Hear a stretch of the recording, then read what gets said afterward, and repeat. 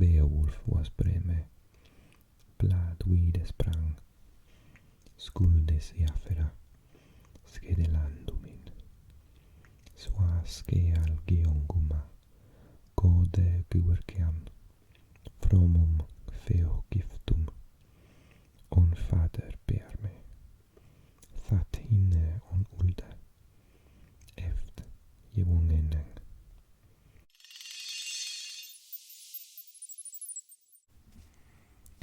Hello. In today's video, we're going to be looking at Old English.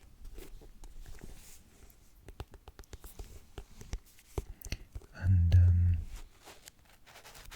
I really hope that you enjoy the video. Do consider clicking like and even pressing subscribe if you're new to the channel. And don't forget to click the little bell icon to be told when I release a new video. Okay? The video's coming up. I hope you enjoy it. Thank you so much. Okay, here we go. Hello. This is Welsh ASMR 82. How are you doing?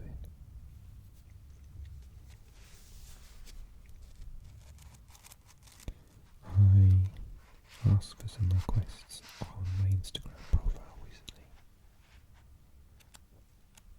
for videos that people would like to see. And one of the very good suggestions, requests, was from ASMR, who said, why not do a video about Old English?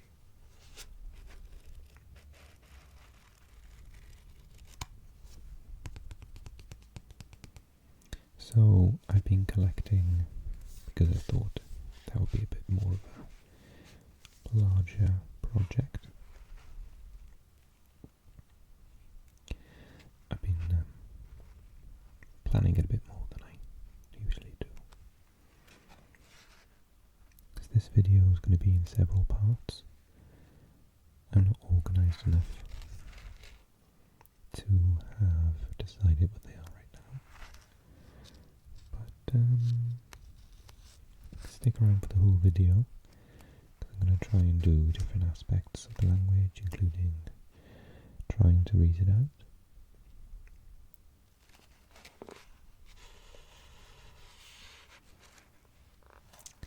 But in today's video, I'm going to start off by just going through some facts online. I found this website.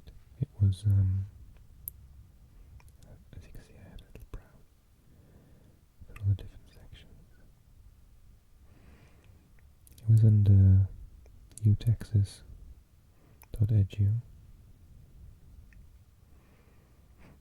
and yeah, it's got a little guide written by Jonathan Slocum and Winfred B. Lehman from the Linguistics Research Centre.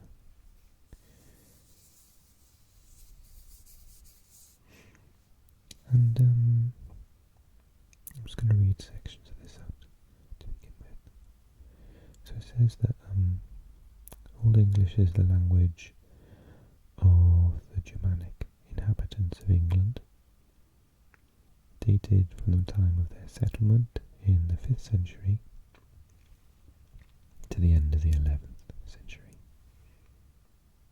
It's also referred to as Anglo-Saxon, a name given in contrast with the Old Saxon of the inhabitants of northern Germany.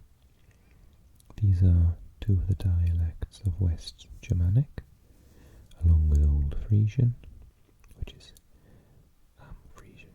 modern Frisian is spoken in the Netherlands, Old Franconian and Old High German, Sister families to West Germanic are North Germanic, with Old Norse, also known as Old Icelandic, as its chief dialect, and East Germanic, with Gothic as its chief and only attested dialect. The Germanic parent language of these three families, referred to as Proto-Germanic, is not attested but may be reconstructed from evidence within the families, such as provided by Old English texts. Okay. Old English itself has three dialects: West Saxon, Kentish, and Anglian. Probably to do with the areas of England in which they were spoken, Kent and Anglian is to do with East Anglia, I suppose. West Saxon was the language of Alfred the Great, who lived between 1871 and 1901. And crikey, he died at 30, and therefore achieved the greatest prominence. Accordingly, the chief Old English texts have survived in this dialect. In the course of time, Old English underwent various changes, such as the loss of final syllables, which also led to the simplification of morphology. In other words, the case endings that still exist in some languages, such as German.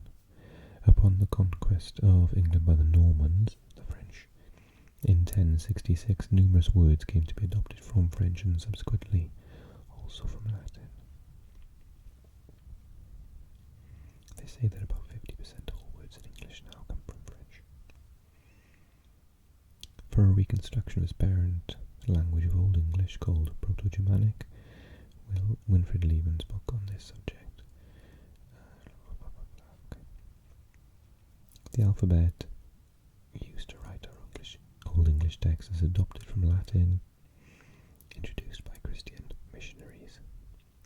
Unfortunately, for the beginning student, spelling was never fully standardized. Instead, the alphabet with consonantal values, sounds, was spelt phonetically by scribal monks, resulting in it being rendered differently and inconsistently over time. King Alfred did attempt to regularize spelling in the 9th century, but by the 11th century, continued changes in pronunciation once again exerted their disruptive efforts on spelling. In modern transcriptions such as ours, editors often use diacritics to signal vowel pronunciation, though seldom more than macrons. Anglo-Saxon scribes added 2 consonants to the Latin alphabet to render the th sounds. First the runic thorn, and later eth. However, there was never a consistent distinction between them, as their modern IPA equivalents might suggest. Different instances of the same word might use thorn in one place and eth in another. However, in Icelandic, I believe they're quite different sounds. I think one is th and the other is the, but that's not the case here. We follow the practice of our sources and textual transcriptions, but our dictionary forms tend to standardize on either thorn or eth. Mostly the latter, though it depends on the word. Another added letter was the ligature ash, which is similar to what's in Danish, modern Danish, used to represent the broad vowel sound now rendered by a in the word fast.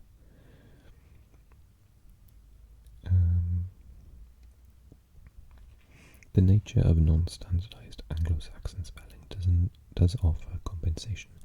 No letters were silent, all were pronounced, and phonetic spelling helps identify and track dialectal differences through time. While the latter is not always relevant to the beginning student, it is nevertheless important. first glance, Old English texts may look decidedly strange to a modern English speaker. Many Old English words are no longer used in modern English, and the inflectional structure was far more rich than is true of its modern descendant. However, with small spelling differences and sometimes minor meaning changes, many of the most common words in Old and Modern English are the same. For example, over 50% of the 1,000 most common words in Old English survive today, and more than 75% of the top 100.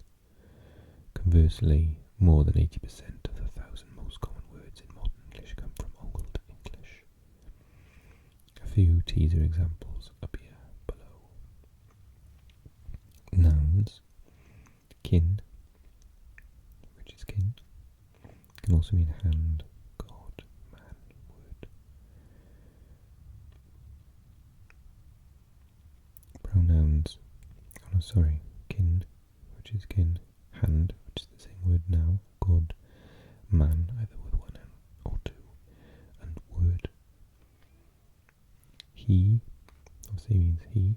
Ik is the word for I, which is the same in Dutch, ik, and ich in German.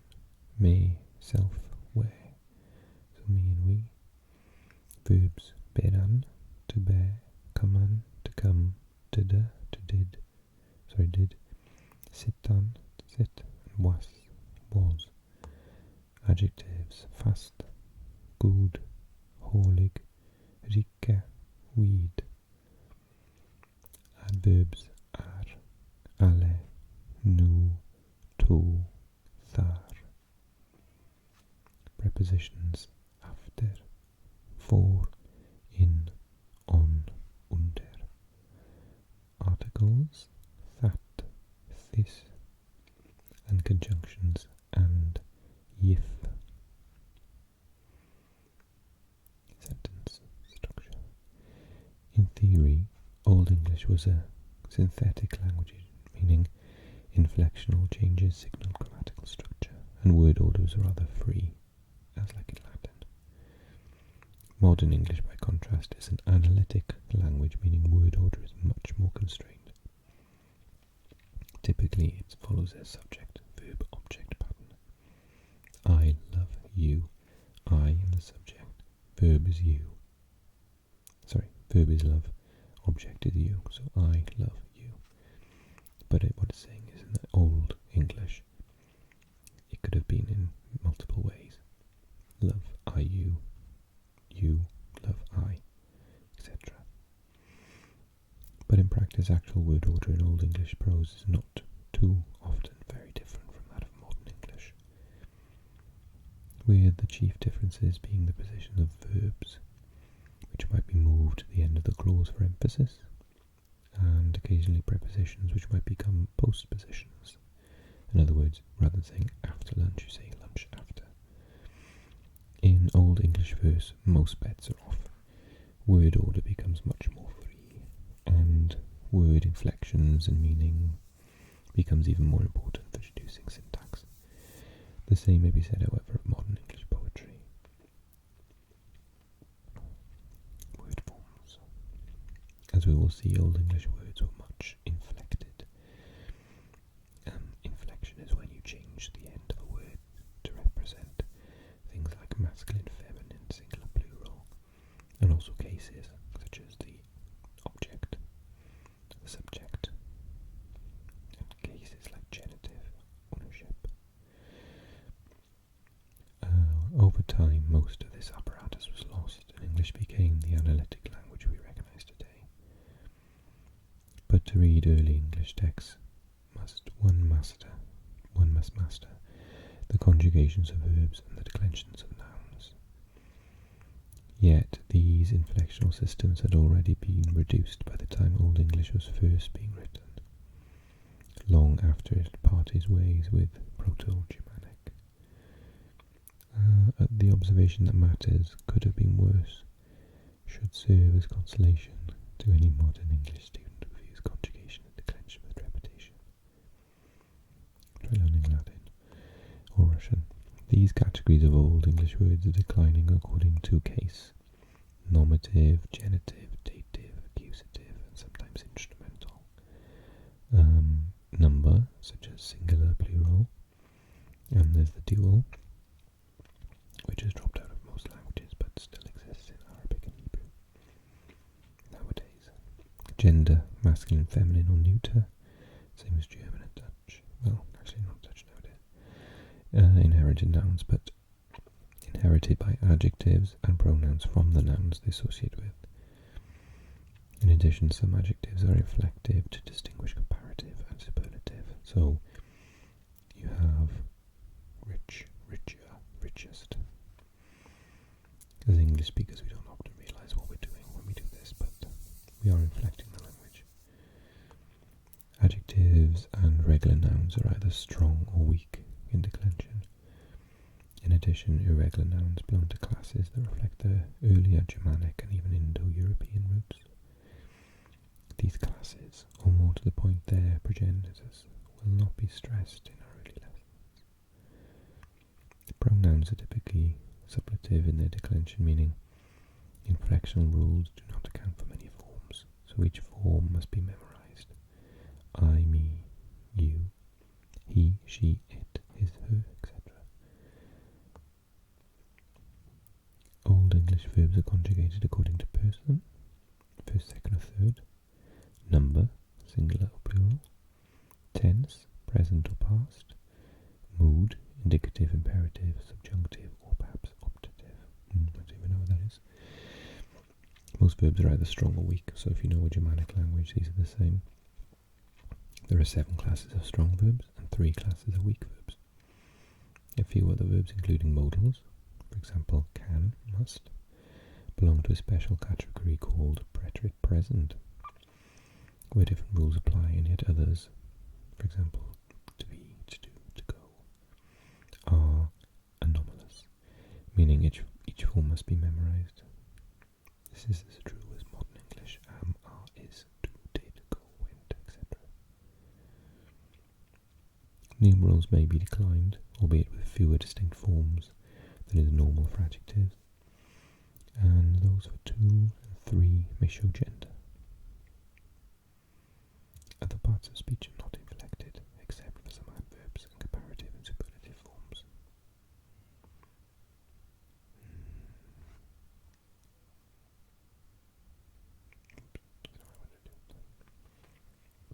Beowulf.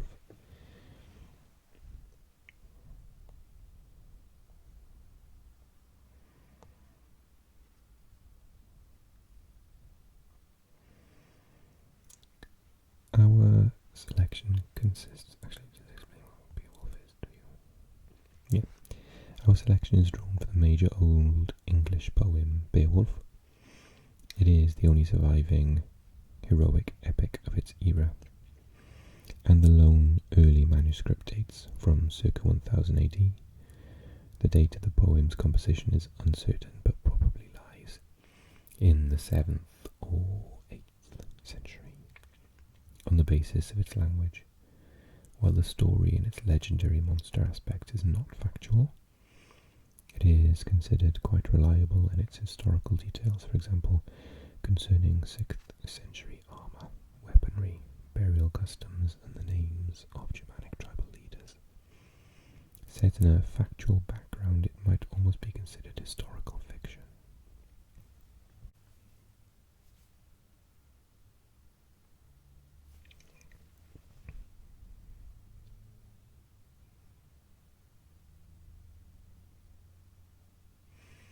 Our selection consists of the first 25 lines.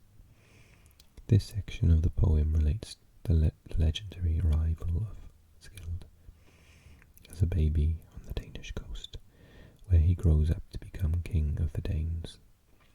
He had a son whose name is assumed on the basis of metrical analysis to have been Beo, which was changed in the manuscript to Beowulf, in keeping with the name of the hero of the poem, who does not appear until several hundred lines later. These lines deal with the Scyldings until the arrival of the hero, who then frees them from the monster Grendel. thereafter from Grendel's mother, and finally from a dragon who inflicts a mortal wound on Beowulf. Much of the poem relates to the situation at the court, with its celebration of the death of monsters and Beowulf's recital of his adventures. Okay, I'm a tiny bit terrified because I've got a feeling that some people will have studied this for their degree or something. Let's go through the lesson text first.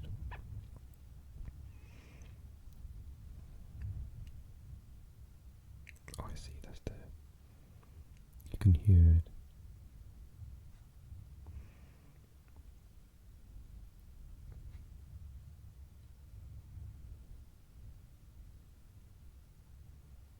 I think I'm just going to read from the bottom.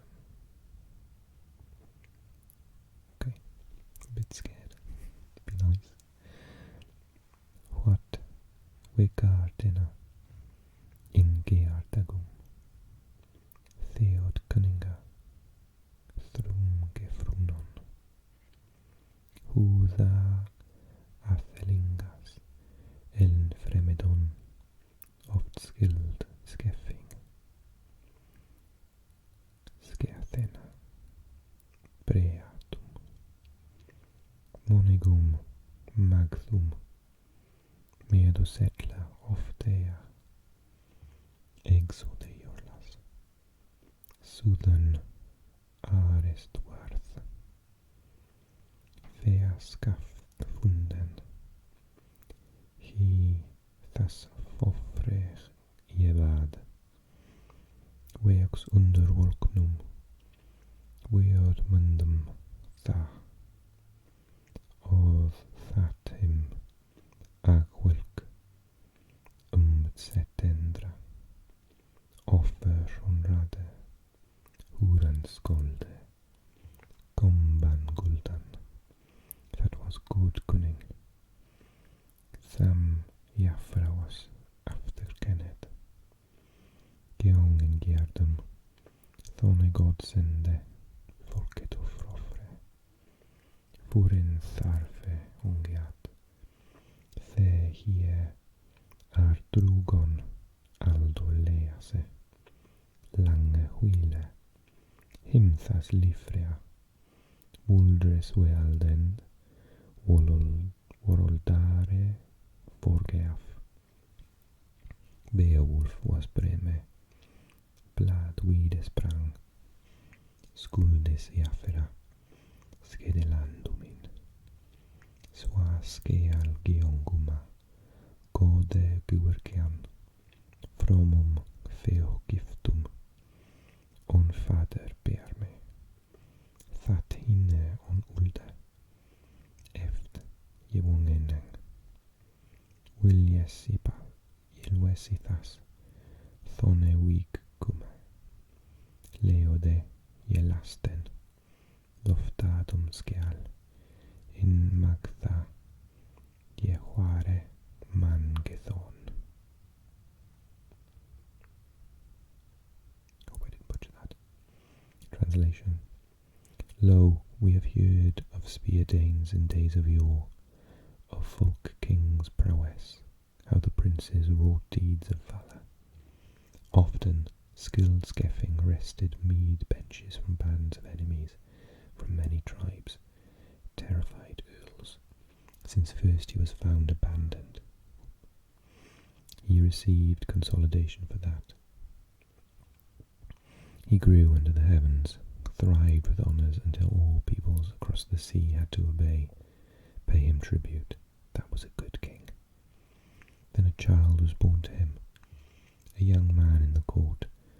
God sent him to the people for solace. He perceived the dire distress from which they suffered before, lordless for a long time, for that the Lord of Light, the wielder of glory, gave him worldly honour. Beowulf was renowned. The fame of skilled sons spread far in Danish lands. Thus should a young man accomplish good with splendid money gifts, while his father's bosom, so that afterward men stand by him, dear companions, to serve the people when war comes. In all nations, a man is sure to prosper by praying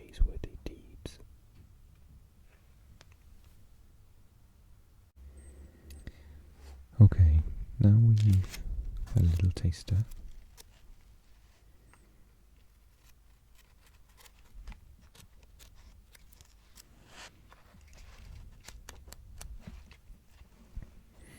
Let's have a little look at some more Old English.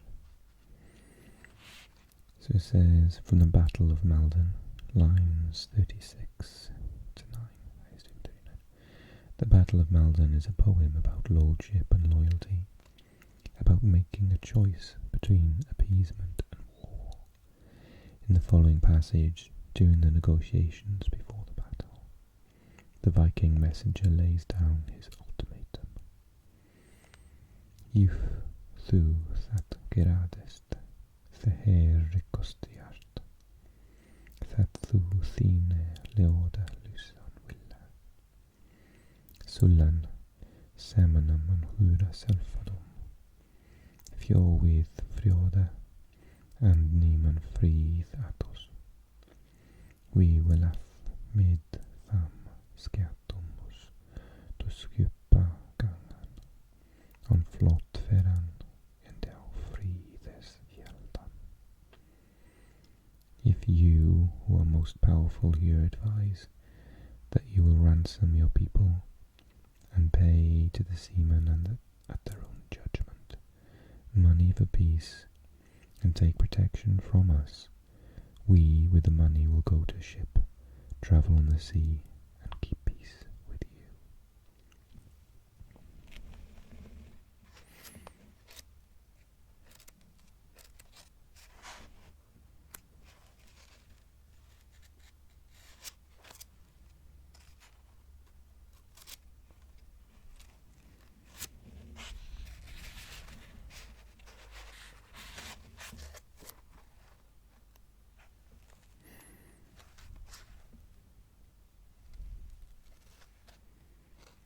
So much more Germanic, the ich shall, I must, ich mag, which is just like German, and Dutch, ich will, again just like German, and I could, ich möchte, which is ich möchte, German, ich schulde, I should have, I had to, and ich wollte, wanted to. Ich kann, ich darf, ich djar, ich mod, ich gude, ich ude, ich thorfte, ich dorste, ich måste. That's the same in Swedish now, måste.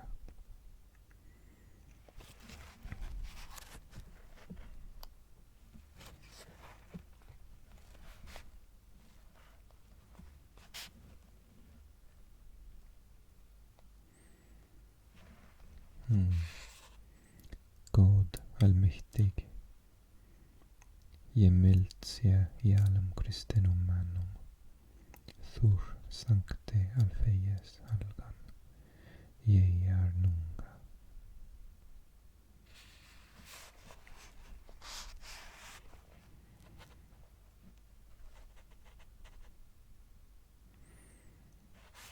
Let's read 4b. Jelogodon sancte elfaegas, halgan lichaman on nåd healfe, Christes veofodes, gode dulofe, and tham halgan arkebiskope, tuor munte, and dialon tham toekere helde, the his halgan lichaman, Thermid est fulre hjortan, and mid jalre, iad mod nusse, dag hwamlike, sekkiath.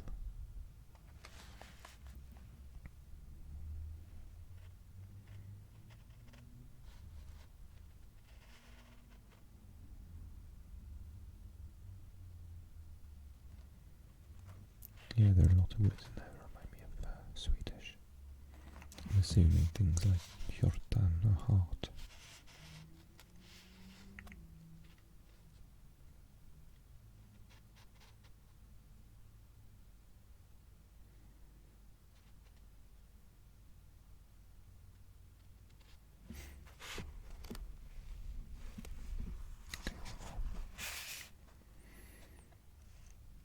Knut protects the archbishop against the reeve AD 1035.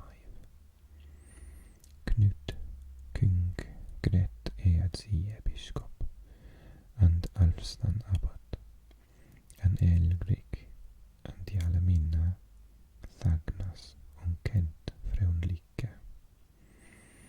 And de kule jau that ik ville that Athelnoth arkebiskop werige his landare into his biskopsrike. Nu jag svar he dod Algrik vara Jerefa, and sidan he Jerefa was forth of this, and ignella nage thafian, that man tham biskope enige unlaje beodebio Jerefa sethe bio.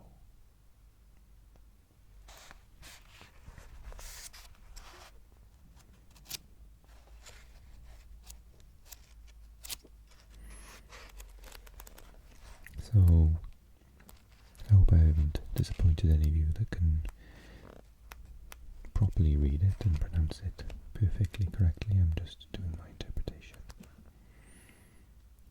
And I hope it's not too inaccurate for you. If you've never heard Old English before, then it's kind of what I imagine it sounded like, as best as I could do.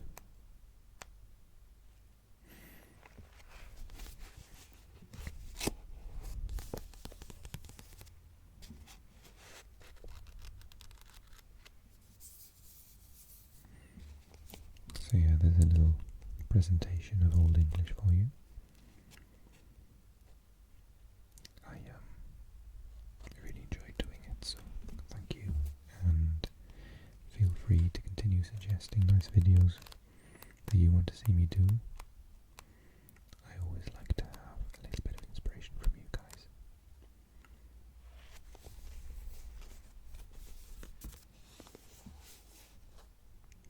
Thank you. Hello.